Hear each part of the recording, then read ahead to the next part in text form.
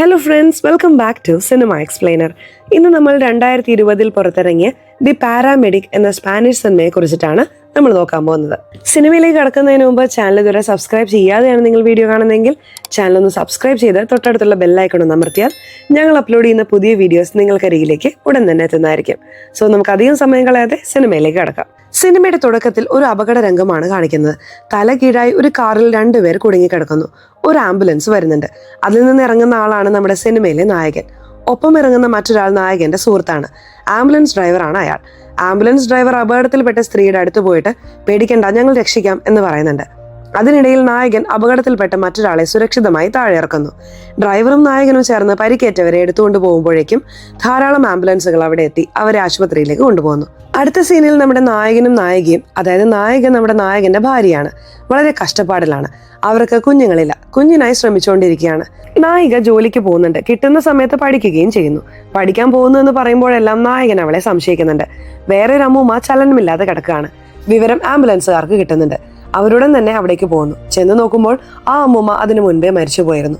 നായകൻ ചെയ്യുന്നത് എന്താണെന്ന് വെച്ചാൽ, ആരെയാണോ രക്ഷിക്കേണ്ടത് അവരുടെ ജീവൻ രക്ഷിക്കുന്നതിന് പകരം വീട്ടിലുള്ള ചെറിയ സാധനങ്ങൾ മോഷ്ടിച്ച് ഒരാൾക്ക് കൊണ്ടുപോയി വിൽക്കുകയാണ്. മോഷണ വസ്തുക്കൾ വാങ്ങാനായ ഒരാൾ അവിടെ ഉണ്ടായിരുന്നു. കഴുത്തിൽ നിറയെ മാലയണിഞ്ഞ ആളാണ് അത്. സാധനങ്ങൾ വിറ്റ ശേഷം വീട്ടിലേക്ക് വരുന്ന വഴിക്ക് അടുത്ത ഫ്ലാറ്റിൽ ഒരു വയസ്സായ ആൾ നായയെ വളർത്തുന്നുണ്ട്. ആ നായ അവിടെ കാഷ്ടിച്ചിട്ടിരിക്കുന്നിടത്ത് നായകൻ ചവിട്ടുന്നു. ഒരു കാലിൽ നടന്നു വന്നത് തുടച്ച ശേഷം നായയെ വളർത്തുന്ന അടുത്ത ഫ്ലാറ്റിലെ വയസ്സായവന് ചീത്ത പറയുന്നുണ്ട്. വീണ്ടും നായിക ഞാൻ പഠിക്കാൻ പോവാണെന്ന് പറയുമ്പോൾ എങ്ങോട്ടേക്കാ പോകുന്നത് എന്ന് ചോദിച്ച് അവളെ പിടിച്ച് വലിച്ചഴച്ച് വാ നമുക്ക് കുഞ്ഞിന് വേണ്ടി ട്രൈ ചെയ്യാം എന്ന് പറയുന്നു. അവൾക്ക് ഇഷ്ടമല്ല എന്ന് മനസ്സിലായിട്ടും അയാൾ നിർബന്ധിക്കുന്നു. അന്ന് അവൾക്ക് ആർത്തവമായിരുന്നിട്ടും അയാൾ അതൊന്നും ശ്രദ്ധിക്കുന്നില്ല. അവർക്ക് കുഞ്ഞുങ്ങളില്ലാത്തത് കൊണ്ട് നായകൻ നായികയോട് നീ എന്തുകൊണ്ടാണ് ഒരു ആശുപത്രിയിൽ പോയി ചെക്ക് ചെയ്യാത്തത് എന്ന് ചോദിക്കുകയാണ്. അവൾ ദേഷ്യത്തോടെ ഞാൻ ഓൾറെഡി ചെക്ക് ചെയ്തു, പ്രശ്നം എനിക്കല്ല, നിങ്ങൾ എന്തുകൊണ്ട് ചെക്ക് ചെയ്യുന്നില്ല, നിങ്ങളുടെ ഭാഗത്താണ് പ്രശ്നമെങ്കിലോ എന്ന് പറഞ്ഞിട്ടാണ് ദേഷ്യപ്പെട്ടു പോകുന്നത്. അതുകൊണ്ട് നായകൻ അവൾ അറിയാതെ ഒരു ആശുപത്രിയിൽ പോയി അവന്റെ സ്പേം കൊടുത്ത് ചെക്ക് ചെയ്യിപ്പിക്കുന്നു. പരിശോധനയിൽ അവന് കുട്ടികൾ ഉണ്ടാവാൻ കഴിയില്ലെന്ന് മനസ്സിലാക്കുന്നു. ഈ ഞെട്ടിക്കുന്ന വാർത്ത കേട്ട് വീട്ടിൽ വന്ന് ഒന്നും സംഭവിക്കാത്തതുപോലെ ഇന്ന് നമുക്ക് കുഞ്ഞിന് വേണ്ടി ട്രൈ ചെയ്യാം എന്ന് പറയാണ്. ഇവനാണെങ്കിൽ ആംബുലൻസിൽ പരിക്കേറ്റവരെ കൊണ്ടുപോകുമ്പോൾ ഒരു ഡോക്ടർ ഹോസ്പിറ്റലിലെ എമർജൻസി ഏരിയയിൽ ഉണ്ടാവും. അവരുമായി നല്ല ബന്ധമുണ്ട്. അവർ രണ്ടുപേരും ഒന്നിച്ച് പുകവലിക്കാനും കഞ്ചാവ് അടിക്കാനും ഒക്കെ പോവാറുണ്ട്. വേദനയ്ക്ക് നൽകുന്ന മരുന്നുകൾ ഇവർ ലഹരിയായി ഉപയോഗിക്കാറുണ്ട്. ഇപ്പൊ വീണ്ടും മറ്റൊരിടത്ത് ഒരു അപകടം. പരിക്കേറ്റ ഒരാളെയും കൊണ്ടുപോവാണ്. അയാൾ ജീവന് വേണ്ടി പോരാടുകയാണ്. നായകൻ അയാളെ രക്ഷിക്കാൻ ഒരുപാട് ശ്രമിക്കുന്നുണ്ട്. അപ്പോഴാണ് നായകന്റെ സുഹൃത്ത്, അതായത് ആംബുലൻസ് ഡ്രൈവർ, ശ്രദ്ധക്കുറവ് കൊണ്ട് പുറകിലേക്ക് തിരിഞ്ഞു നോക്കിക്കൊണ്ടിരിക്കുന്നത്. സൈഡിലൂടെ വന്നൊരു വണ്ടി കുറുകെ കിടക്കുന്നു. ഇതോടെ വലിയൊരു അപകടം സംഭവിക്കുന്നു. ആംബുലൻസ് തലകീഴായി മറയുന്നു. ഉടൻ തന്നെ ആ സീൻ കട്ട് ചെയ്യുമ്പോൾ നമ്മുടെ നായകന്റെ 2 കാലുകളും തകർന്നിരിക്കുകയാണ്. അവൻ ഇരുന്ന് കരയുന്നുണ്ട്. ഒപ്പം നായികയും ഇരുന്ന് കരയുന്നു. ഒരു പ്രശ്നമില്ല, ഞാൻ കൂടെയുണ്ട് എന്ന് പറഞ്ഞ് അവൾ സമാധാനിപ്പിക്കുന്നു. കാര്യങ്ങൾ നന്നായി പോവാണ്. കാല് പോയതുകൊണ്ട് അവന് കൂടുതൽ സൗകര്യമായി. നേരത്തെ തന്നെ വീട്ടിൽ അവൻ സ്വേച്ഛാധിപതിയെ പോലെ അതുതാ ഇതുതാ എന്ന് പറഞ്ഞ അധികാരം കാണിക്കുമായിരുന്നു. ഇപ്പോൾ അവന് ഭക്ഷണം കൊടുക്കുന്നത് മുതൽ ഒരു റിമോട്ട് എടുത്ത് കൊടുക്കുന്നത് വരെയുള്ള എല്ലാ ജോലിയും ചെയ്യുന്നതും അവളാണ്. അവന്റെ കാൽ ഒടിഞ്ഞു പോയത് കൊണ്ട് അത് പതിയെ ശരിയാക്കി വീണ്ടും നടത്തിക്കാനായി ഡോക്ടർമാർ ശ്രമിക്കുന്നു. ഫിസിയോതെറാപ്പിസ്റ്റുകളുടെ ജോലിയാണ് കൂടുതൽ. മാസങ്ങളോളം ഫിസിയോ ചെയ്യേണ്ടി വരും. ഫിസിയോതെറാപ്പിസ്റ്റിനെ അറിയാലോ, കയ്യോ കാലോ ഒടിഞ്ഞാൽ നമ്മൾ കുറെ നാൾ അനങ്ങാതെ കിടക്കും. അങ്ങനെയുള്ളവരെ പതിയെ മാറ്റിയെടുത്ത് കൈയും കാലും അനക്കാൻ ചെറിയ ചെറിയ വ്യായാമങ്ങൾ നൽകി അവരെ വീണ്ടും നടക്കാൻ പരിശീലിപ്പിക്കുന്നവരാണിവർ. അങ്ങനെ ഒരു ഫിസിയോതെറാപ്പിസ്റ്റ് നമ്മുടെ നായകനെ പരിശീലിപ്പിക്കാൻ വരുന്നു. അവൻ ഇവനോട് സ്നേഹത്തോടെ സംസാരിക്കാൻ ശ്രമിക്കുന്നുണ്ട്. പക്ഷെ ഇവൻ കൂട്ടാക്കുന്നില്ല. മുഖം ചൊളിച്ച് ആകെ മൊത്തം ഒരു മുഷിപ്പായി കുത്തി പറഞ്ഞുകൊണ്ടിരിക്കുകയാണ്. ഇങ്ങനെ പോവാണ്. അങ്ങനെ ഇരിക്കും ഒരു ദിവസം നായകന്റെ സുഹൃത്ത്, അതായത് ആംബുലൻസ് ഡ്രൈവർ, അതായത് ഈ ആക്സിഡന്റ് ഉണ്ടാക്കിയവൻ നായകനെ കാണാൻ വീട്ടിലേക്ക് വരുന്നു. കയ്യിൽ സമ്മാനങ്ങളുമായിട്ടാണ് വരുന്നത്. സോറി പറയുന്നു, ക്ഷമ ചോദിക്കുന്നു. ഇവന് വലിയ പരിക്കുകളൊന്നുമില്ല, നെറ്റിയിൽ ഒരു ചെറിയ മുറിവ് മാത്രം. അവന് വേറെ പ്രശ്നങ്ങളൊന്നുമില്ല. പക്ഷെ നായകന്റെ കാലാണ് പോയത്. ഭയങ്കര ദേഷ്യത്തിലാണ് നായകൻ ഇരിക്കുന്നത്. സോറി പറയാൻ വന്നവനെ കൂടുതൽ വഴക്ക് പറഞ്ഞ് തിരിച്ചയക്കുന്നു. ഭാര്യയുടെ നടപ്പിനെ സംശയിക്കുന്ന ഇവൻ അവൾ അറിയാതെ അവളുടെ ഫോണിൽ ഒരു ഹാക്കിംഗ് ആപ്പ് ഇൻസ്റ്റാൾ ചെയ്യുന്നു. ആ ആപ്പ് ഇൻസ്റ്റാൾ ചെയ്തിരിക്കുന്നത് അവൾ അറിയാതിരിക്കാനായി ഹിഡൻ ആക്കി വെക്കുന്നു. നീ താഴെ പോയി കുറച്ച് ഐസ്ക്രീം വാങ്ങി വരാമോ എന്ന് പറഞ്ഞ് കടയിലേക്ക് പറഞ്ഞയച്ച ശേഷം അവളുടെ ഫോണിൽ ഹാക്കിംഗ് ആപ്പ് ഇൻസ്റ്റാൾ ചെയ്യുന്നു. ഈ ആപ്പ് അവളുടെ മൈക്ക് ഓണാക്കും. അവൾ ആരോടെങ്കിലും സംസാരിച്ചാൽ കേൾക്കാൻ സാധിക്കും. മൊബൈലിലെ ക്യാമറയും ഓണാക്കും. ക്യാമറയിൽ കാണുന്ന കാര്യങ്ങൾ ഇവന് കമ്പ്യൂട്ടറിൽ കാണാൻ സാധിക്കും. അതുപോലെ ഫോൺ എവിടേക്കാണ് പോകുന്നത്, നായിക എവിടെയെല്ലാം പോയി വരുന്നു എന്നെല്ലാം GPS ട്രാക്കിംഗ് വെച്ച് ലൊക്കേഷനും ട്രാക്ക് ചെയ്യാൻ സാധിക്കും. ഇങ്ങനെ കംപ്ലീറ്റ് ട്രാക്കിങ്ങും അവൾ അറിയാതെ ഒരു ലാപ്ടോപ്പിൽ വെച്ചിരിക്കുകയാണ്. അവൾ പതിവായി ഫിസിയോയ്ക്ക് പോയി വരാറുണ്ട്. നേരത്തെ അവൾ പഠിക്കുകയായിരുന്നു. ഇപ്പോൾ പണം മതിയാവാത്തത് കൊണ്ട് പാർട്ട് ടൈം ജോലിയായി എന്തെങ്കിലും ചെയ്യാമെന്ന് തീരുമാനിക്കുന്നു. അതായത് വീട്ടിലിരുന്ന് കോൾ സെന്ററിലെ കോളുകൾ അറ്റൻഡ് ചെയ്യാം. അങ്ങനെ ഒരു ജോലി ചെയ്യാൻ പോവുകയാണെന്ന് പറയുമ്പോൾ ഇവൻ ഭയങ്കരമായി ദേഷ്യപ്പെടുന്നു. പോയി ഏതെങ്കിലും റൂമിൽ ഇരുന്നിട്ട് ചെയ്യ് എന്ന് പറഞ്ഞ് വഴക്ക് പറയുന്നു. അവൾ റൂമിൽ പോയി കോൾ സെന്ററിലെ കോളുകൾ അറ്റൻഡ് ചെയ്യുന്നു. പക്ഷെ അവൾ ശരിക്കും അതാണോ ചെയ്യുന്നത്, അതോ മറ്റാരോടെങ്കിലും സംസാരിക്കുകയാണോ എന്നിവൻ സംശയിക്കുന്നു. ഹാക്കിംഗ് സോഫ്റ്റ്വെയറിൽ നോക്കുന്നുണ്ട്. അവൾ ശരിക്കും കസ്റ്റമർ കെയർ കോളുകളാണ് അറ്റൻഡ് ചെയ്യുന്നത്. അങ്ങനെ ഇരിക്കെ ഒരു ദിവസം രാത്രി ഇവന് കാലിന്റെ വേദന കാരണം ജീവൻ പോകുന്നത് പോലെ തോന്നുകയാണ്. വേദനയിൽ പൊളയാണ്. അടുത്ത് ഭാര്യയില്ല. ഇവൻ തന്നെ പോയി പെയിൻ കില്ലർ എടുത്ത് കഴിക്കുന്നു. എന്നിട്ട് ഒരെണ്ണം സേഫ്റ്റിക്ക് എന്ന് പറഞ്ഞ് ബെഡിന്റെ അടിയിൽ ഒളിപ്പിച്ചു വെക്കുന്നു. ഇന്നത്തെ കഷ്ടപ്പാട് ഇനി ഒരിക്കലും ഉണ്ടാവരുത് എന്ന് വിചാരിക്കുകയാണ്. എന്നാൽ ഇതിന് യാതൊരു ബന്ധവുമില്ലാത്ത നായിക പച്ചക്കറി വാങ്ങാൻ പോയതിനു പോലും ഇവൻ ഇവളെ സംശയിക്കുകയാണ്. സംശയിക്കുക മാത്രമല്ല, ഇവിടെ നടന്ന ഈ സംഭവത്തിന് അവളാണ് കാരണം എന്ന് വരെ വിചാരിക്കുകയാണ്. അത്യാവശ്യത്തിന് ഞാൻ വിളിച്ചപ്പോൾ നിന്റെ ഫോൺ സ്വിച്ച് ഓഫ് ആയിരുന്നു, നീ എവിടെ പോയിട്ട് വന്നു, ആരുടെ കൂടെ പോയി കിടന്നിട്ട് വന്നു എന്നെല്ലാം പറഞ്ഞ് ഭയങ്കരമായി ചീത്ത പറയുന്നു. അവൾ ദേഷ്യത്തോടെ പ്രതികരിക്കുന്നുണ്ട്. ഇതുപോലെ ദിവസങ്ങൾ കടന്നു പോവുകയാണ്. അവരുടെ ബന്ധം മുറിയുന്നത് പോലെ തോന്നിക്കുന്നു.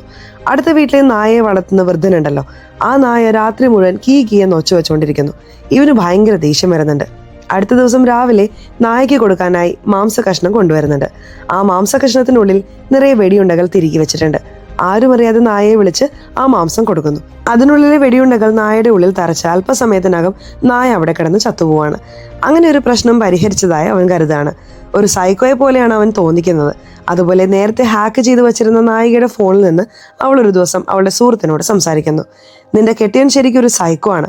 അവനെ കണ്ടാലേ എനിക്കിഷ്ടമല്ല. നീ എങ്ങനെയാണ് അവൻ്റെ കൂടെ ജീവിക്കുന്നത്? ഇത്രയും നാൾ എന്തോ കഴിഞ്ഞു. ഇപ്പൊ അവന്റെ കൈയും കാലും എല്ലാം പോയി. നിന്റെ സഹായമില്ലാതെ അവന് കഴിയാൻ പോലും പറ്റില്ല. നിന്റെ ജീവിതം മുഴുവൻ നീ അവനെ ശുശ്രൂഷിക്കാൻ പോവാണോ?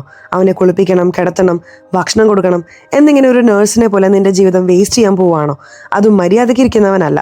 എപ്പോഴും നിന്നെ ചീത്ത പറയുന്നവനാണ്, തുറിച്ചു നോക്കുന്നവനാണ്, നിന്നെ ഉപദ്രവിക്കുന്നവനാണ്. അതുകൊണ്ട് അവനെ വിട്ടിട്ട് വേറെ നല്ലൊരു തന്നെ വിവാഹം കഴിക്കുക എന്ന് അവൾ ഉപദേശിക്കുന്നു. ശരിക്കും ഇവർ രണ്ടുപേരും ഭാര്യ ഭർത്താക്കന്മാരല്ല. ലിവിങ് ടുഗദർ ആയതുകൊണ്ട് ലീഗലായിട്ടുള്ള ഡിവോഴ്സോ മറ്റു പ്രശ്നങ്ങളോ ഒന്നുമില്ല. വേണ്ടെങ്കിൽ വേണ്ട, ഡ്രസ്സെല്ലാം മടക്കി വെച്ചിട്ട് പോയാൽ മതി, പോടി എന്ന് പറഞ്ഞ് സുഹൃത്ത് ഉപദേശിക്കുന്നു. ഇതെല്ലാം കേട്ടുകൊണ്ടിരിക്കുന്ന ഇവൻ അയ്യോ പ്രശ്നമായല്ലോ, അവൾ പോയാൽ എൻ്റെ ജീവിതം പോയല്ലോ എന്ന് വിചാരിച്ച് അവൻ്റെ സ്വഭാവം കംപ്ലീറ്റ് ആയി മാറ്റിയെടുത്ത് നല്ലവനായി അഭിനയിക്കാൻ തുടങ്ങുന്നു. അവൾക്ക് പ്രശ്നങ്ങൾ ഉണ്ടാക്കുന്ന എല്ലാ കാര്യങ്ങളും വളരെ നല്ല രീതിയിൽ പെരുമാറുന്നു. അവൾ വീട്ടിൽ വരുമ്പോൾ ഏകദേശം എല്ലാ ജോലിയും ചെയ്തു വെച്ച് ഡിന്നറെല്ലാം ഒരുക്കി വെച്ച് അവൾക്ക് ഇഷ്ടപ്പെട്ടതെല്ലാം ഉണ്ടാക്കി വെച്ചിരിക്കുകയാണ്.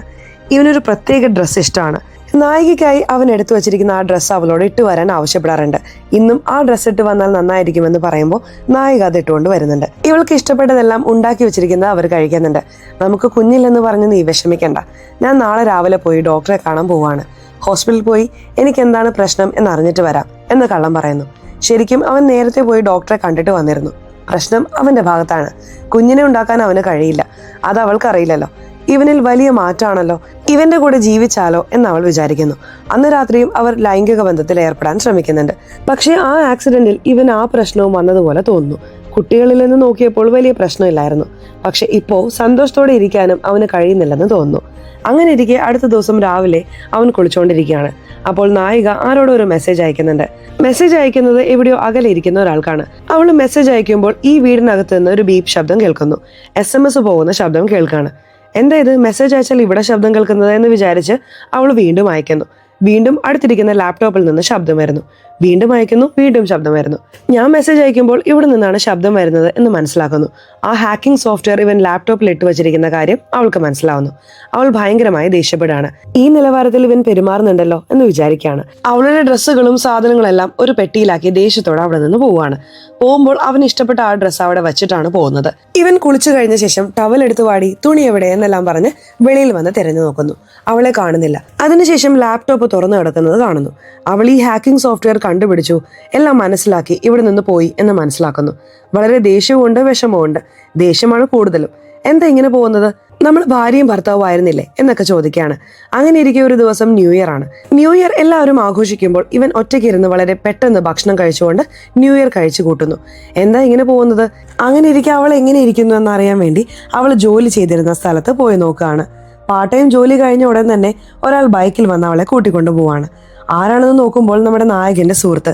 ആ ആംബുലൻസ് ആക്സിഡന്റ് ഉണ്ടാക്കിയ ആംബുലൻസ് ഓടിച്ചിരുന്ന ആ ചെറുപ്പക്കാരനാണ്. ഇവന് ദേഷ്യവും വരുന്നുണ്ട്, സങ്കടവും വരുന്നുണ്ട്. ഒരു ഭാഗത്ത് ഇവൾ എന്നെ വിട്ടുപോയല്ലോ എന്ന ദേഷ്യം, മറ്റൊരു ഭാഗത്ത് കൂട്ടുകാരൻ എന്നെ ചതിച്ചല്ലോ എന്ന സങ്കടം. അവന്റെ പിന്നാലെ തന്നെ പോവാണ്. പോയപ്പോൾ മറ്റൊരു ഞെട്ടിക്കുന്ന വാർത്ത, അവർ രണ്ടുപേരും ഇപ്പോൾ ഒന്നിച്ചാണ് താമസിക്കുന്നത്, ലിവിങ് ടുഗദർ ആണ്. അവൾ ഗർഭിണിയാണ്. കുഞ്ഞു പിറക്കുമ്പോൾ തൊട്ടിൽ വാങ്ങാൻ വേണ്ടി നേരത്തെ പോയി നോക്കുകയാണ്. അവർ സന്തോഷത്തോടെ ജീവിക്കുന്നത് ഇവന് തീരെ ഇഷ്ടമാകുന്നില്ല. ആ സന്തോഷം ഇല്ലാതാക്കണം എന്ന് വിചാരിക്കുകയാണ്. ഇവനൊരു ഡോക്ടർ സുഹൃത്തുണ്ടല്ലോ, ഇപ്പോൾ എന്ത് വേണമെങ്കിലും എടുത്തു കൊടുക്കാൻ. അവന്റെ അടുത്ത് പോയി, എനിക്ക് കാലുവേദന ഭയങ്കരമായിട്ടുണ്ട്, ആ വേദനയിൽ നിന്ന് എനിക്ക് ആശ്വാസം വേണം, അനസ്തേഷ്യ മരുന്ന് കിട്ടുമോ? ഓപ്പറേഷൻ ചെയ്യുമ്പോൾ മരവിപ്പിക്കാൻ ഒരു ഇഞ്ചക്ഷൻ കൊടുക്കുമല്ലോ, അതുപോലത്തെ മരുന്നുകൾ. ഇവനൊരു ചെറിയ ബോട്ടിൽ എടുക്കാൻ വന്നതുപോലെയാണ് കാണിച്ചതെങ്കിലും ഈ ഡോക്ടർ അറിയാതെ ധാരാളം ബോട്ടിലുകൾ വാരിയെടുത്ത് പോവാണ്. ഒരു ദിവസം നായിക നടന്നു പോയിക്കൊണ്ടിരിക്കുകയാണ്. നായകൻ പിന്നാലെ പോയി, സോറി, നീ നന്നായിരുന്നാൽ മതി, നീയും മറ്റൊരാളും ഇപ്പോൾ സന്തോഷത്തോടെയാണ് ജീവിക്കുന്നതെന്ന് അറിഞ്ഞു. കുഞ്ഞെല്ലാം ഉണ്ടാകാൻ പോവാണല്ലേ, എവിടെയാണെങ്കിലും നീ നന്നായിരിക്കെ എന്ന് പറഞ്ഞ് അഭിനയിക്കുന്നു. അവൾ ഇത് സത്യമാണെന്ന് വിശ്വസിച്ച്, ശരി, എന്തിനാണ് തനിച്ചു പോകുന്നത്, വീട് വരെ ഞാൻ നിനക്ക് കൂട്ടുവരാമെന്ന് പറഞ്ഞ് നായകന്റെ കൂടെ നടന്നു വരുന്നു. വീട് വരെ വന്നിട്ട് ശരി, ഓക്കെ, ബൈ എന്നെല്ലാം പറയുന്നുണ്ട്. എല്ലാം മറന്ന് നീ നന്നായിരിക്കെ എന്ന് പറഞ്ഞ് അവിടെ നിന്ന് പോവാൻ തുടങ്ങുമ്പോൾ, ഇല്ല, നിന്റെ ബാക്കിയുണ്ടായിരുന്ന സാധനങ്ങളെല്ലാം ഞാനൊരു പെട്ടിയിൽ വെച്ചിട്ടുണ്ട്, നിന്റെ പാസ്പോർട്ട് പോലും അവിടെ വെച്ചിട്ടാണ് നീ പോയത്, വാ മുകളിൽ പോയി പാസ്പോർട്ട് എടുത്തിട്ട് തരാം എന്ന് പറഞ്ഞ് വിളിക്കുകയാണ്. അപ്പോൾ നായികയും അവിടേക്ക് പോകുന്നുണ്ട്. അവിടെ ചെന്ന ഉടൻ തന്നെ ഇവൻ അവന്റെ യഥാർത്ഥ സ്വഭാവം കാണിക്കാൻ തുടങ്ങുന്നു. എന്താണെന്ന് വെച്ചാൽ അനസ്തേഷ്യ ഇഞ്ചക്ഷൻ ഉണ്ടല്ലോ, അത് അവളുടെ പിന്നിൽ കുത്തിവെക്കുകയാണ്. കുറച്ചു നേരത്തിനകം അവൾ മയങ്ങി പോകുന്നു. തിരിച്ചവൾ കണ്ണു തുറക്കുമ്പോൾ കൈയും കാലും കട്ടിലിൽ കെട്ടിയിട്ട നിലയിൽ വായിൽ തുണി തിരികെ കെട്ടിയിട്ടുണ്ട്. അവൾ ഞെരുങ്ങുന്നതും മൂളുന്നതും പുറത്ത് കേൾക്കാതിരിക്കാൻ റേഡിയോയിൽ പാട്ട് വെച്ച് കൊടുത്തിട്ട് അവൻ അവിടെ നിന്ന് പോവാണ്. നായികയുടെ മൊബൈലും കൂടെ എടുത്തിട്ടാണ് പോകുന്നത്. ഇടയ്ക്കിടയ്ക്ക് ഇപ്പോൾ പുതിയ കാമുകൻ, അതായത് നായകന്റെ സുഹൃത്ത് വിളിക്കുകയും മെസ്സേജ് അയക്കുകയും ഒക്കെ ചെയ്യുന്നുണ്ട്.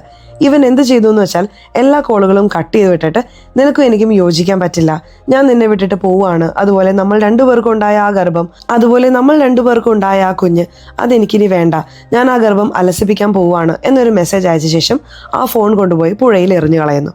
ഫുൾ സൗണ്ട് വെച്ച് പോയതുകൊണ്ട് അത് കേട്ട് കേട്ട് ദേഷ്യം വന്ന അവൾ ശബ്ദമൊന്നുമില്ലാതെ നിശബ്ദയായി കിടക്കുകയാണ്. ഇനി നീ ശബ്ദമൊന്നും ഉണ്ടാക്കരുത്, ഉണ്ടാക്കിയാൽ ഫുൾ സൗണ്ടിൽ വെച്ച് ഞാൻ നിന്നെ ടോർച്ചർ ചെയ്യും എന്ന് പറയുന്നു. അതിനുശേഷം അവൾ ശബ്ദമൊന്നും ഉണ്ടാക്കില്ല എന്ന് പറഞ്ഞതുകൊണ്ട് അവളുടെ വായിൽ കെട്ടിയിട്ടിരിക്കുന്നത് അഴിച്ചുവിടുന്നു. വീണ്ടും ശബ്ദം ഉണ്ടാക്കാൻ തുടങ്ങിയപ്പോൾ വീണ്ടും ഒരു ഇഞ്ചക്ഷൻ കൊടുത്ത് മയക്കി കിടത്തുന്നു. അവളെ ഉപദ്രവിക്കാനും തുടങ്ങുന്നു. ആരോ വാതിലിൽ മുട്ടുന്ന ശബ്ദം കേട്ട് പുറത്തുപോയി വാതിൽ തുറക്കുമ്പോൾ അടുത്ത ഫ്ലാറ്റിലുള്ള ഒരു വൃദ്ധൻ വരുന്നു. എന്താണ് ശബ്ദം? രാത്രി മുഴുവൻ ഭയങ്കര ശബ്ദമായിരുന്നു, ഉറങ്ങാൻ പോലും പറ്റിയില്ല എന്ന് പറയുമ്പോൾ, എടോ, തന്റെ നായ ഒരാഴ്ച കണ്ടിന്യൂസ് ആയി കുറച്ചുകൊണ്ടിരിക്കുകയായിരുന്നു, എന്നെ ഉറങ്ങാൻ പോലും വിട്ടില്ല, ഞാൻ ഒറ്റ ദിവസം സൗണ്ട് വെച്ച് റേഡിയോ ഓൺ ആക്കി വെച്ചപ്പോൾ നീ അമിതമായി സംസാരിക്കുകയാണോ എന്ന് നായകൻ ദേഷ്യത്തോടെ ചോദിക്കുന്നു. ഈ വൃദ്ധനും ഒരു ചെറിയ ഫ്ലാഷ് ബാക്ക് ഉണ്ട്.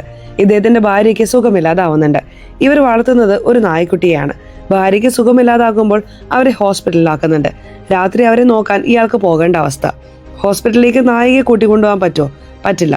അതുകൊണ്ട് നായയെ ഫ്ലാറ്റിൽ തനിച്ചാക്കി പോവാണ്. അതുകൊണ്ടാണ് അത് രാത്രി കരഞ്ഞുകൊണ്ടിരുന്നത്. ഒരാഴ്ച മാത്രം സഹിച്ചാൽ മതി, അതിനുശേഷം ഞാൻ ഭാര്യയെ കൂട്ടിക്കൊണ്ടുവരും, നായ പിന്നീട് ശബ്ദം ഉണ്ടാക്കില്ല എന്ന് ഇദ്ദേഹം നന്നായി പറഞ്ഞിട്ടുണ്ടായിരുന്നു. പക്ഷെ നമ്മുടെ നായകൻ അതൊന്നും കേൾക്കാതെ ആ നായയെ കൊന്നിരുന്നു. ഇപ്പോൾ ഒരു ദിവസം ശബ്ദം സഹിക്കാൻ പറ്റില്ലെന്ന് പറഞ്ഞ് ആ വൃദ്ധൻ നായകനോട് ദേഷ്യപ്പെടുകയാണ്. അതുമാത്രമല്ല, ആ വൃദ്ധൻ ഇടയ്ക്കിടയ്ക്ക് ഒരു ശബ്ദം കേൾക്കുന്നുണ്ട്, ഒരു പെൺകുട്ടിയുടെ ശബ്ദം. ആരും ഒരു പെൺകുട്ടി ഞരങ്ങുന്നതും മൂളുന്നതുമായിട്ടുള്ള ശബ്ദം. എന്തോന്നും നടക്കുന്നുണ്ടല്ലോ, എന്താണ് നടക്കുന്നത് എന്ന് ആ വൃദ്ധൻ ഒളിഞ്ഞു നോക്കാൻ ശ്രമിക്കുന്നു. ഒന്നുമില്ലടോ, ഞാൻ തനിച്ചല്ലേ, എനിക്ക് എപ്പോഴെങ്കിലും സന്തോഷിച്ചിരിക്കണമെന്ന് തോന്നിയാൽ കാശ് കൊടുത്ത് 1-2 പെൺകുട്ടികളെ കൂട്ടിക്കൊണ്ടുവന്ന് കുറച്ച് അടുപ്പത്തിലായിരിക്കും, നിങ്ങൾ അതൊന്നും ശ്രദ്ധിക്കേണ്ട എന്ന് ആ വൃദ്ധനോട് പറഞ്ഞ് എങ്ങനെയോ അയാളെ പറഞ്ഞുവിടുന്നു. വീണ്ടും ആ ഫിസിയോതെറാപ്പിസ്റ്റ് വന്ന് ട്രെയിനിങ് എല്ലാം കഴിഞ്ഞ് പുറത്തേക്ക് പോകുമ്പോൾ ഇപ്പോൾ നമ്മുടെ നായികയുടെ കാമുകൻ, നായകന്റെ സുഹൃത്ത്, എന്റെ ഗേൾഫ്രണ്ടിനെ കാണാനില്ല, അവൾ ഗർഭിണിയാണ്, നിനക്ക് എന്തെങ്കിലും അറിയാമെങ്കിൽ ദയവ് ചെയ്ത് ഇൻഫോം ചെയ്യുക എന്ന് പറയാണ്. പോടാ എന്ന് പറഞ്ഞിട്ട് അവൻ അവിടെ നിന്ന് പോവുകയാണ്. അങ്ങനെ നായിക പെട്ടെന്ന് കണ്ണു തുറക്കുന്നുണ്ട്.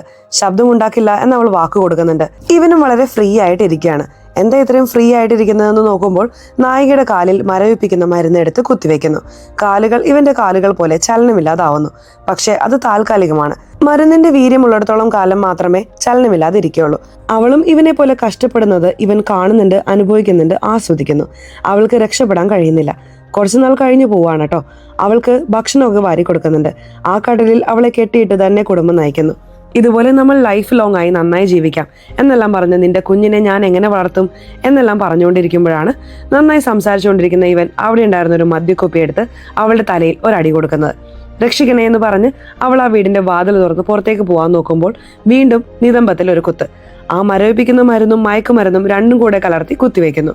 കുറച്ചു നേരത്തിനകം അവൾ മയങ്ങി പോവാണ്. അതിനിടയിൽ ആ ശബ്ദം കേട്ട് വീണ്ടും വൃദ്ധൻ വരുന്നുണ്ട്. നിന്റെ ഭാര്യ ഒച്ച വെച്ചു എന്ന് പറയാണ്. എന്റെ ഭാര്യ എന്റെ കൂടെ ഇല്ല, കുറെ വർഷങ്ങൾക്ക് മുമ്പ് എന്നെ വിട്ടു പോയല്ലോ എന്ന് പറയുമ്പോൾ എന്താ നീ എന്നെ പറ്റിക്കുകയാണോ എന്നെല്ലാം പറഞ്ഞ് ദേഷ്യപ്പെടാണ്. ശരി വാ വന്ന് നോക്കുക എന്ന് പറഞ്ഞ് അകത്തേക്ക് വിട്ട് ഇവിടെ നായിക മയങ്ങിക്കിടക്കുന്നത് കാണാണ്. ഇവന്റെ തലയിൽ രക്തം വരുന്നുണ്ട്. ഞാൻ പോലീസിനെ വിളിക്കാൻ പോവാണ് എന്ന് പറയുമ്പോൾ ഇവന്റെ കയ്യിലുള്ള കത്തി കൊണ്ട് കുത്തി കുത്തി ആ വൃദ്ധനെ കൊന്നുകളയുന്നു. വൃദ്ധന്റെ കഥ കഴിഞ്ഞു. ഇവനാണെങ്കിൽ വീൽ ചെയറിലാണല്ലോ. എങ്ങനെയാണ് ശവം മറവ് ചെയ്യുന്നത്? അതിനായി ഇവൻ ഒരാളെ വിളിക്കുകയാണ്. ആരാണെന്ന് വെച്ചാൽ ഇവൻ മോഷ്ടിച്ചു കൊണ്ടുവരുന്ന സാധനങ്ങൾ കുറഞ്ഞ വിലയ്ക്ക് വാങ്ങിക്കൊണ്ടു പോവല്ലോ, അവന്റെ അടുത്ത് ഇവർ സമ്പാദിച്ച പണത്തിൽ നിന്നൊരു തുക കൊടുത്ത് ഈ ശവത്തിനെ എങ്ങനെയെങ്കിലും ഇവിടെ നിന്ന് എടുത്തു കൊണ്ടുപോയി മറവ് ചെയ്യണം എന്ന് ചോദിക്കുകയാണ്.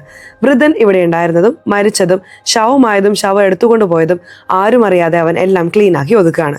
കുറച്ച് ദിവസം കൂടി അങ്ങനെ കടന്നു പോവാണ്. ഒരു ദിവസം ആരോ അവന്റെ വീടിന്റെ വാതിലിൽ മുട്ടുന്നു.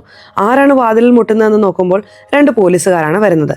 എന്താണ് കാര്യം എന്ന് വെച്ചാൽ അയാളുടെ ഗേൾഫ്രണ്ടിനെ കാണുന്നില്ല, അവൾ ഗർഭിണിയാണ്, ഒന്ന് നോക്കി രക്ഷിച്ചു കൊടുക്കണം എന്ന് പരാതി കൊടുത്തിരുന്നു. ആരെയാണ് സംശയം എന്ന് ചോദിക്കുമ്പോൾ ഇവനെയാണ് സംശയം എന്നും പറയുന്നുണ്ട്. ഇവനെ ചോദ്യം ചെയ്യാൻ വന്നിരിക്കുകയാണ്. എന്താ ഇവൻ ഇടയ്ക്കിടയ്ക്ക് പോലീസിൽ പോകുന്നത്?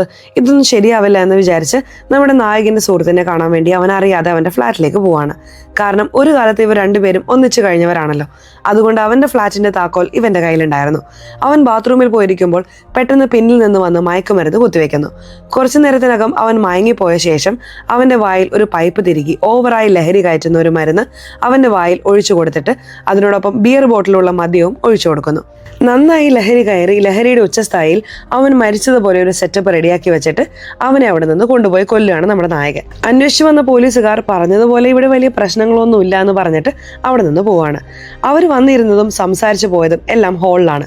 അടുത്ത് തന്നെ ഒരു മുറിയുണ്ട്.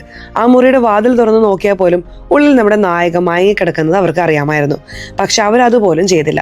ഇവനെ വലിയ സംശയമില്ലാതെ വിട്ടിട്ട് പോവാണ്. അവൾക്കൊരു വീൽ ചെയർ ഇട്ട് കൊടുത്ത് കാലിൽ ആ ഇഞ്ചക്ഷൻ കുത്തി ഇവനെ പോലെ കാലുകൾ ചലനമില്ലാതാക്കി വെച്ചിരിക്കുകയാണ്. ഇതെല്ലാം താൽക്കാലികമാണ്. കുറച്ചു നാൾ കഴിഞ്ഞ് ആ മരുന്നിന്റെ വീര്യം ശരിയായി കുറഞ്ഞാൽ അവൾക്ക് നടക്കാൻ സാധിക്കും. അവളും എല്ലാം മറന്ന് ഇവന്റെ കൂടെ നായകന്റെ കൂടെ നന്നായി ജീവിക്കുന്ന പോലെയാണ് തോന്നിക്കുന്നത്. ഭക്ഷണം കഴിക്കാനും ജോലി എടുക്കാനും എല്ലാം അവളും ഫ്രീ ആണ്. ശബ്ദമൊന്നും ഉണ്ടാക്കുന്നില്ല. വായിൽ കെട്ടിവെച്ചിരുന്നപ്പോൾ പോലും അവൾ ഒരു കാലത്ത് കരഞ്ഞുകൊണ്ടിരുന്നു. ഇപ്പോൾ കരയുന്നേയില്ല. നന്നായി പോവാണ്. എന്നെ കല്യാണം കഴിക്കുമോ എന്ന് പറഞ്ഞ് ആ കല്യാണ മോതിരം എല്ലാം കൊടുത്ത് പ്രപ്പോസ് ചെയ്യുമ്പോൾ അവൾ മറുപടി ഒന്നും പറയാതിരിക്കുകയാണ്. നീ മറുപടി പറയുന്നവരെ ഞാൻ കാത്തിരിക്കും ഡാർലിംഗ് എന്ന് പറയാണ്. പിന്നീട് അവളെ കുളിക്കാൻ കൊണ്ടുപോകുന്നു. നിങ്ങളുടെ മുറിയിൽ കുളിക്കാൻ എനിക്കൊരു മടിയുണ്ട്, ദയവായി വാതിൽ അടച്ചിട്ട് പോ, ഞാൻ ശബ്ദമൊന്നും ഉണ്ടാക്കില്ല, എന്നെ വിശ്വസിക്കണം എന്ന് പറഞ്ഞ് അവനെ പറഞ്ഞയച്ചിട്ട് അവൾ വല്ല സഹായവും കിട്ടുമോ എന്ന് അന്വേഷിക്കുകയാണ്. ഈ നഖം വെട്ടുന്ന സാധനം ഉണ്ടല്ലോ, അതുപോലത്തെ ഒരെണ്ണം കിട്ടുന്നുണ്ട്. അതെടുത്ത് അവൾ ഉള്ളിൽ ഒളിപ്പിച്ചു വെക്കുന്നുണ്ട്. ഇവൻ ആ ബാത്റൂമിൽ കുളിച്ചു കഴിഞ്ഞ ശേഷം പുറത്തേക്ക് വന്ന ഉടൻ തന്നെ രാത്രി കിടക്കാൻ പോവാണ്. ഇഞ്ചക്ഷൻ കൊടുത്ത് മയക്കി കിടത്തിയിട്ട് അവിടെ നിന്ന് പോവാണ്. മയക്കം കുറച്ച് മാറിയപ്പോൾ പോലും അവൾ ശബ്ദം ഉണ്ടാക്കാതിരിക്കാനായി വായിൽ കെട്ടിവെച്ചിരുന്നു, കൈ കെട്ടിവെച്ചിരുന്നു, കാലും കെട്ടിവെച്ചിരുന്നു. ഇവൾ പതിയെ കൈ എടുത്ത് ഒളിപ്പിച്ചു വെച്ചിരുന്ന ആ നഖം വെട്ടിയെടുക്കുകയാണ്. അതോടൊപ്പം കത്തി പോലെ ഷാർപ്പായിട്ടുള്ള എന്തോ ഒന്ന് കിട്ടുന്നുണ്ട്. അത് വെച്ച് കയ്യിലെ കെട്ടും കാലിലെ കെട്ടും എല്ലാം അഴിച്ച് അവിടെ നിന്ന് പോവാണ്. പോകുന്ന വഴിയിൽ സ്ക്രൂ ഡ്രൈവർ പോലത്തെ ഒരെണ്ണം കിട്ടുന്നുണ്ട്. എന്തിനും ഒരു സേഫ്റ്റിക്ക് ഇരിക്കട്ടെ എന്ന് പറഞ്ഞ് അതും അവൾ എടുത്തു വെക്കുന്നുണ്ട്. കാലിൽ മരവിപ്പിക്കാൻ ഇഞ്ചക്ഷൻ കുത്തിവെച്ചിരുന്നു. പക്ഷെ അത് പകുതി പ്രവർത്തനരഹിതമായിരുന്നു, പകുതി പ്രവർത്തിക്കുന്നുണ്ട്. അതുകൊണ്ട് അവൾക്ക് പാതി മുടന്തായി നടക്കാൻ ശ്രമിക്കുകയാണ്. പറ്റാതെ താഴേക്ക് വീഴാണ്. വാതിൽ തുറക്കുന്നുണ്ട്. കറക്റ്റ് ആ ഫ്ലാറ്റിൽ നിന്നും പുറത്തേക്ക് പോകാൻ നോക്കുമ്പോൾ അതേസമയം ആ നായകനും അവിടെ നിൽക്കുകയാണ്. അവളെ കണ്ട ഉടൻ തന്നെ അവൻ അവളെ ഓടിക്കാൻ തുടങ്ങുകയാണ്. പക്ഷെ അവനെ തള്ളി മാറ്റിയിട്ട് അവൾ പടികളിലൂടെ ഇറങ്ങാൻ തുടങ്ങുന്നു. അവൻ സമ്മതിക്കുന്നില്ല. പിന്നാലെ ഓടിച്ചെന്ന് അവളെ പിടിക്കുന്നുണ്ട്. രണ്ടുപേർക്കും കാല് വയ്യാത്തതുകൊണ്ട് പടിയിൽ വെച്ച് വളരെ എളുപ്പത്തിൽ ഇവർ പരസ്പരം അടികൂടുന്നു. ഇത്രയും നാളും അവൾ ക്ഷമിച്ചു പോവുമായിരുന്നു. ഒരു പരിധിക്ക് ശേഷം അവളും പ്രതികരിക്കുന്നുണ്ട്. ഒരു ഘട്ടത്തിന് ശേഷം അവൾ എന്ത് ചെയ്യുന്നു എന്ന് വെച്ചാൽ ഈ പടികളിൽ നിന്ന് താഴെ വീഴാതിരിക്കാൻ വേണ്ടി കമ്പികളിട്ട് വെച്ചിരിക്കില്ലേ, അതിൽ വലിയ വലിയ വിടവുകളുണ്ട്. കുട്ടികൾ പോലും താഴെ വീണു പോകുന്ന അത്രയും വലിയ വിടവ്. ആ വിടവിലൂടെ നമ്മുടെ നായകനെ അവൾ താഴേക്ക് തള്ളിയിടുന്നു. ശരീരത്തിന്റെ പകുതി താഴേക്ക് തൂങ്ങിക്കിടക്കുമ്പോൾ അവൻ വിട് എന്ന് നിലവിളിക്കുന്നുണ്ട്. ഒരു ഘട്ടത്തിന് ശേഷം താഴെ വീഴാൻ പോവാണ്. നായികയും പിടിച്ചു വാ ഒരുമിച്ച് മരിക്കാമെന്ന് പറഞ്ഞിട്ട് വലിച്ചു കൊണ്ടുപോവാണ്. അവൾ ഒളിപ്പിച്ചു വെച്ചിരുന്ന സ്ക്രൂ ഡ്രൈവർ എടുത്ത് അവന്റെ തോളിലൊരു കുത്ത്, കഴുത്തിലൊരു കുത്ത്, തൂങ്ങിക്കിടക്കുന്ന കയ്യിലൊരു കുത്തു കുത്തുമ്പോൾ അവൻ മുകളിൽ നിന്ന്, അതായത് 7-8 നിലകളുണ്ടെന്നും തോന്നുന്നു, അവിടെ നിന്ന് താഴെ വീഴാണ്. സംഭവ സ്ഥലത്ത് വെച്ച് തന്നെ വളരെയധികം പരിക്കേറ്റ നിലയിൽ കാണിക്കുന്നുണ്ട്. അവിടെ ആ സീൻ കട്ട് ചെയ്യുമ്പോൾ നേരത്തെ കാല് ചലനമില്ലാതായിരുന്നു, ഇപ്പോ കൈയും ചലനമില്ലാതെയായി. നടുവിന് പരിക്കേറ്റത് കൊണ്ട് ബോഡി അവനെ ചലിപ്പിക്കാൻ പോലും പറ്റുന്നില്ല. വായ ഒരു ഭാഗം കോടിപ്പോയി. കഴുത്തിൽ സ്ക്രൂ ഡ്രൈവർ കുത്തിവെച്ചത് കൊണ്ട് സംസാരിക്കാനും പറ്റുന്നില്ല. ഇങ്ങനെ വളരെ ക്രൂരമായ നിലയിൽ കിടക്കുകയാണ്. ഏതോ ഒരു ഹോസ്പിറ്റലിൽ ഇങ്ങനെ കിടക്കുന്നവനെ ഒരു ഡോക്ടർ വന്ന് കാണുന്നുണ്ട്.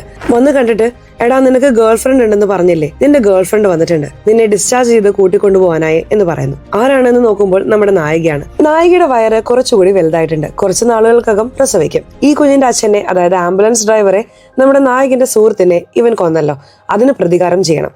ഇവളെയും എല്ലാ ദിവസവും കെട്ടിയിട്ട് ടോർച്ചർ ചെയ്തിരുന്നല്ലോ, അതിനും ചേർത്ത് പ്രതികാരം ചെയ്യണമെന്ന് വിചാരിച്ച് ഇതെന്റെ സമയമാണ്, നീ എന്നെ എങ്ങനെയാണോ വളരെ സുന്ദരമായി നോക്കിയത് അതുപോലെ അതിനേക്കാൾ സുന്ദരമായി ഞാൻ നിന്നെ നോക്കാമെന്ന് പറഞ്ഞിട്ട് വീൽ ചെയറിൽ നമ്മുടെ നായകനെ തള്ളിക്കൊണ്ട് പോവാണ്. വർഷങ്ങളോളം ഇവനെ ടോർച്ചർ ചെയ്യാൻ പോവുകയാണെന്ന് നമുക്ക് മനസ്സിലാവുന്നു. ഇതോടുകൂടി ഈ സിനിമയുടെ അവസാനിക്കുകയാണ്. സിനിമ എങ്ങനെയുണ്ടായിരുന്നു? ഇഷ്ടപ്പെട്ടോ? സിനിമയെ കുറിച്ചിട്ടുള്ള നിങ്ങളുടെ അഭിപ്രായങ്ങൾ തീർച്ചയായിട്ടും കമന്റ് ബോക്സിൽ രേഖപ്പെടുത്തണേ. അതുപോലെ ചാനൽ ഇതുവരെ സബ്സ്ക്രൈബ് ചെയ്തിട്ടില്ലെങ്കിൽ ചാനൽ ഒന്ന് സബ്സ്ക്രൈബ് ചെയ്ത് ഈ വീഡിയോ ഇഷ്ടപ്പെട്ടാൽ തീർച്ചയായിട്ടും ഒരു ലൈക്ക് കൂടി തരാൻ മറക്കല്ലേ. സോ നമുക്ക് ഇനി അടുത്തൊരു വീഡിയോയിൽ കാണുന്നവരെ ബൈ.